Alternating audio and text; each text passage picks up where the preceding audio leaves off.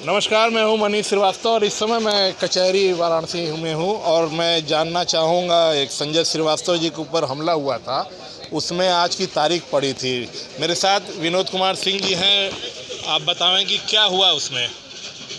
देखिए, उसमें उक्त मुकदमे में आज 14वां एडीजे क्या वो फाइल ट्रांसफ़र हो गई, जिला जज के यहाँ थी और करीब 12:30 बजे उसमें सुनवाई होनी थी। हम लोग काफ़ी संख्या में अधिवक्ता वहाँ पे पहुँचे, उपस्थित हुए। तो वो जो विपक्षी के अधिवक्ता थे, जब पुकार हुई तो वो उपस्थित नहीं आए।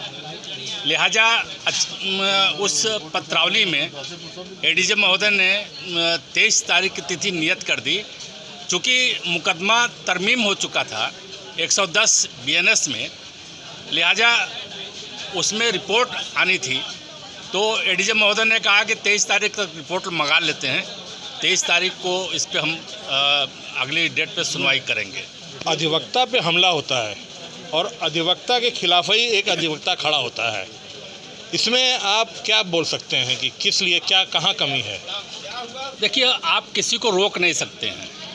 यहाँ पर कहीं ना कहीं अपराधियों के भी संबंध यहाँ कचहरी में हैं। उनके भी भाई भतीजे या संबंध या जाति, जैसा कि मैं इंगित कर रहा हूँ, वो संबंध कचहरी में हैं और यही अपराधियों को बल मिलता है कि वो ऐसा कृत्य कर जाते हैं। वरना अधिवक्ता पर हमला कोई सोच भी नहीं सकता कि अधिवक्ता पे ऐसा दुस्साहस कोई कर जाए। अधिवक्ता पे हमला हो रहा है और अधिवक्ता के खिलाफ अधिवक्ता ही खड़ा कर रहा है, उसमें जो है आप अपराधी बता रहे हैं कि वो लोग,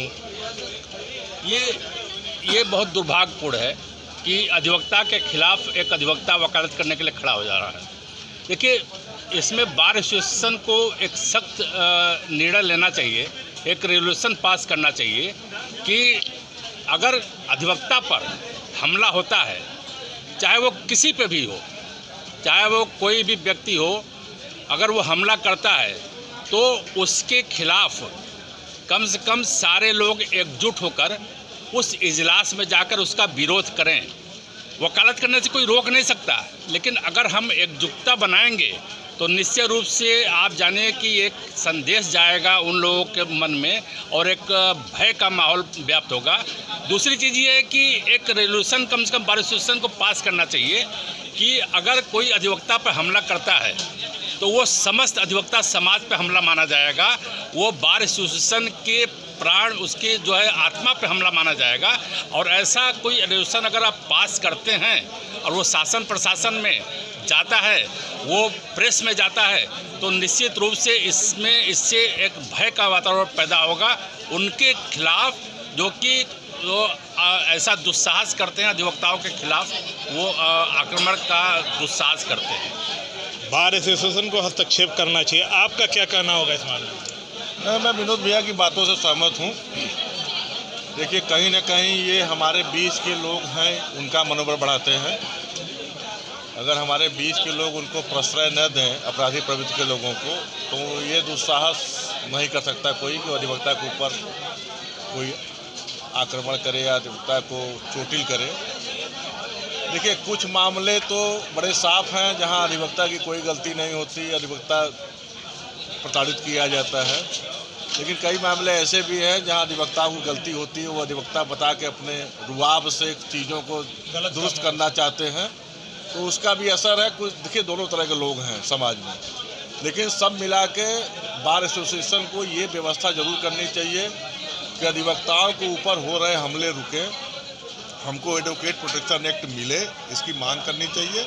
और हम लोग पुरजोर मांग करते रहे, लेकिन बार काउंसिल शायद नहीं चाहती है कि अधिवक्ताओं के हितों की रक्षा हो और वह सुचारू रूप से वकालत कर सके। धन्यवाद। ये अधिवक्ताओं को अधिवक्ता प्रोटेक्शन एक्ट चाहिए, लेकिन अधिवक्ताओं में ही आपस में एक दूसरे को, वो मेरे साथ संजय श्रीवास्तव जो पीड़ित हैं, जिनको मारा गया और आज ये मामला यहाँ पे उठ के आया हुआ है, आपके साथ कैसे क्या हुआ और अब क्या कर रहे हैं?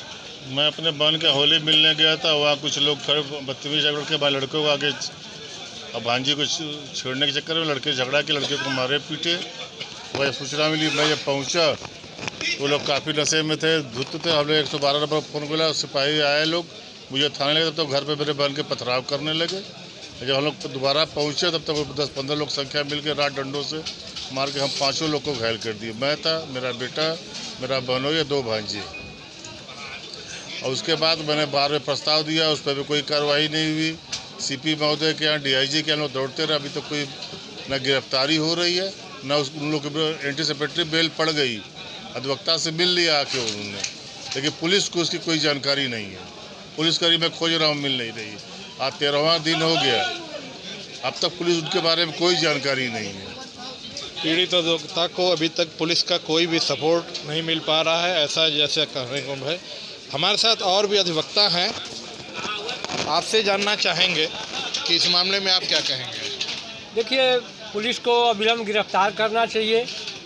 ये कचहरी है, यहाँ नेता लोग हैं, समय पर नया मामला आता है तो उठते हैं, फिर पुराना मामला हो जाता है तो बैठ जाते हैं नेता लोगों को। ऐसा नहीं करना चाहिए। अधिवक्ता नेता एक से एक हैं कचहरी में, उन लोगों को पुलिस कमिश्नर से मिलना चाहिए, घेराव करना चाहिए और जो दोषी हैं, अपराधी हैं, उनको अविलंब गिरफ्तार करना चाहिए, ताकि पूरे उत्तर प्रदेश में मैसेज जाए कि नहीं, अधिवक्ता को मारकर तुम घर में छिप नहीं सकते और तुम्हें पुलिस गिरफ्तार करेगी ज़रूर। अदालत पुलिस के यहाँ घेराव करना चाहिए अधिवक्ताओं को और उसको गिरफ्तार कराना चाहिए अपराधी को। तो ये कैसे और किस तरह हो पाएगा, जिस तरीके से हम देख रहे हैं। देखिए भाई, संजय श्रीवास्तव जी कह रहे थे कि अगर यही ठाकुर ब्राह्मण का मामला होता तो अब तक पुलिस कमिश्नर का घेराबंदी हो गई होती, अपराधी गिरफ्तार भी हो गए होते। तो क्या मैं लाला हूँ इसलिए ऐसा नहीं हो रहा है? नेताजी लोग ऐसे नहीं कर रहे हैं कि अपराधियों को गिरफ्तार करें हैं? अधिवक्ता में जातिवाद क्यों आई? अब देखिए, जातिवाद नहीं है, जातिवाद नहीं है, लेकिन समय समय पर अधिवक्ता लोग भी जाते हैं, करते हैं। ऐसी बात नहीं है कि यहाँ के अधिवक्ता बैठे हुए हैं, लेकिन ये करना चाहिए कि उन लोगों की गिरफ्तारी आज तक क्यों नहीं हुई। ये सोचना चाहिए यहाँ के नेताओं को कि गिरफ्तारी क्यों नहीं हो रही है।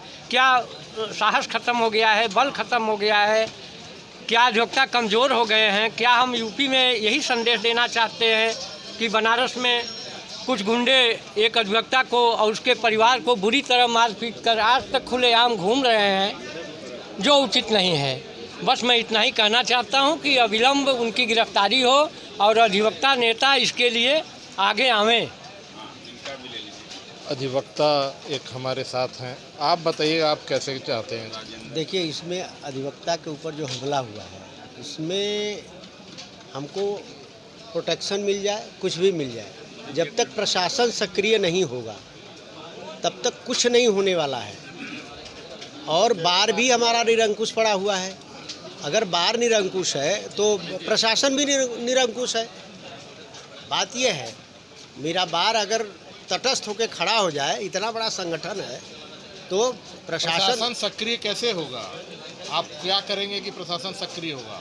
हम लोगों को वहाँ पे सीपी का घेराव करना चाहिए कि मेरे ऊपर हमला हुआ है, हम लोग कैसे सुरक्षित रहेंगे। प्रोटेक्शन एक्ट अगर हमको लागू हो जाए मेरे ऊपर, अगर पुलिस भी मेरे साथ रहे और अगला हमको मार कर चला जाए, वो अगर संज्ञान नहीं लेगी पुलिस, तो प्रोटेक्शन एक्ट का मतलब क्या होता है? आप कुछ कहना चाह रहे थे। देखिए, हमारे अंदर कमी है।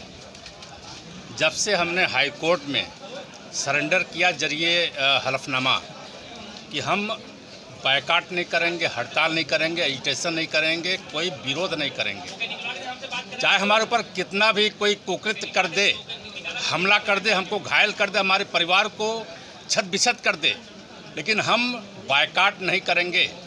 ये सबसे बड़ा कारण है कि ये इस हलफनामे ने हमारे समाज को अपराधियों के सुपुर्द कर दिया।